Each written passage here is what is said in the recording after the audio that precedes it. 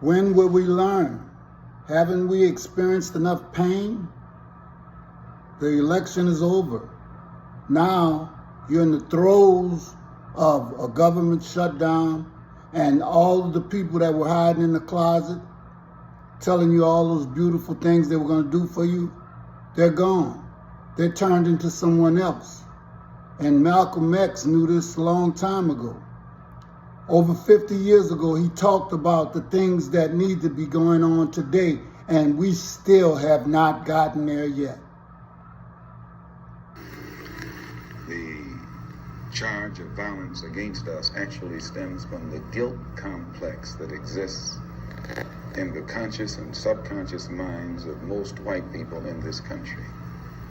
They know that they've been violent in their brutality.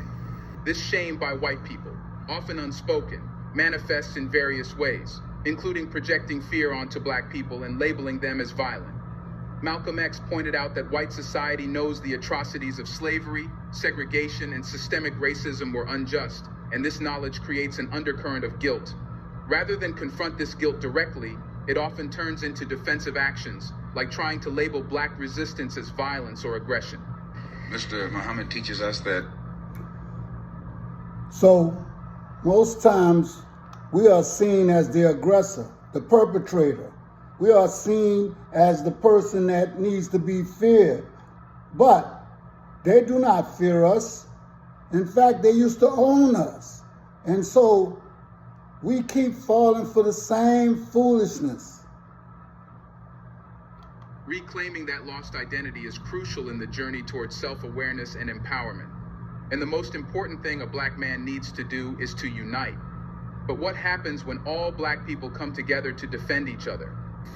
I think you'll find, sir, that there will come a time when black people wake up and become intellectually independent enough to think for themselves, as other humans are intellectually independent enough to think for themselves.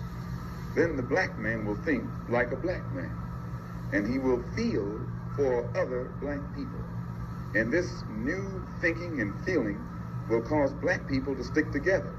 And then at that point, you'll have a situation where when you attack one black man, you are attacking all black men.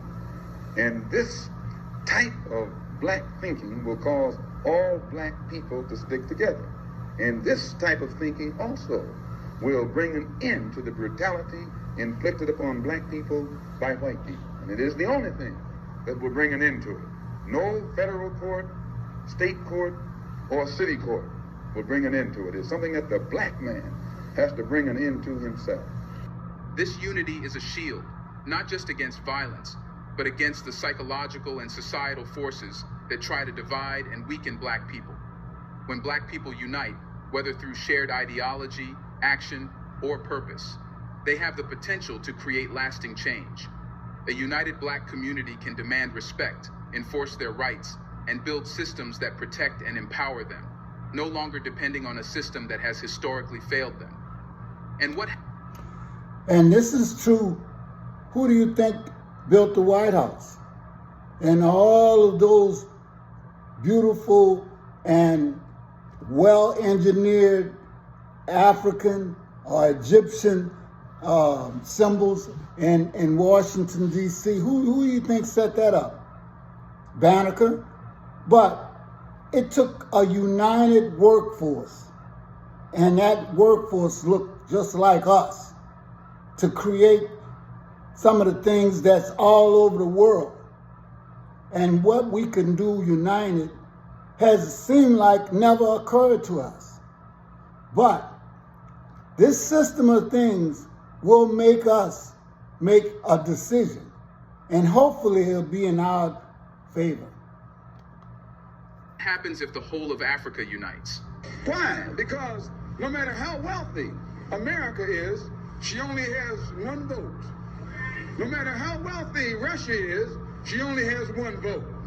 Whereas all the poor nations in Africa who have just emerged into independence, they have each a vote too. And they stick together and are able to outmaneuver the rich nations. This isn't by having independence and And the right to vote in the political world body, it has enabled the dark nations to band together and use the strength of their ballots to force the wealthy nations, which are the white nations, into giving more independence to other nations who are still under their jurisdiction. You and I have to look at this and understand this, that the ballot is as powerful as the bullet. This powerful concept of unity isn't just a call for defense, but a call for revolution. A revolution of thought, of culture, and of action. It's the foundation upon which true liberation can be built. One where black people stop seeing themselves as isolated individuals and start seeing themselves as part of a collective force for change. Nothing will they ever do. They will always talk it, but they won't practice it. And with the Supreme Court, if the NAACP can tell me that they want a desegregation decision for me 10 years ago, but yet the schools haven't been desegregated, as I say, this is a victory with no victory. It's a victory that you can talk about, but it's a victory you can't show me. So if you represent the NAACP and you would tell...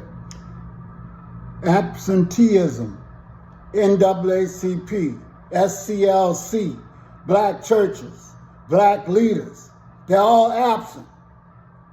So we have enough laws on the books, but the laws are only meant for us to follow, not for the perpetrators, only for the victims. Telling me about this great victory you won for me, when I look at you, I have to conclude that either you have been duped yourself or else you are trying to dupe me. And in most instances where the civil rights struggle is involved, there is no civil rights leader can point to me one concrete gain, practical gain that black people have made in the civil rights field in this country, not only during the past 10 years, but during the past 100 years. And it's not smart to wait for white people to do anything for black men. White people who are part of a system that benefits from black oppression are unlikely to work in the best interest of black people.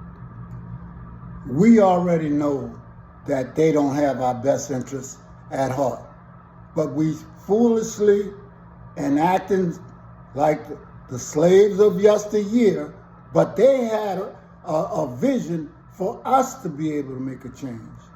But that vision is seemingly moving out of focus. And we have to refocus ourselves and our minds and our purpose back to independence and true freedom.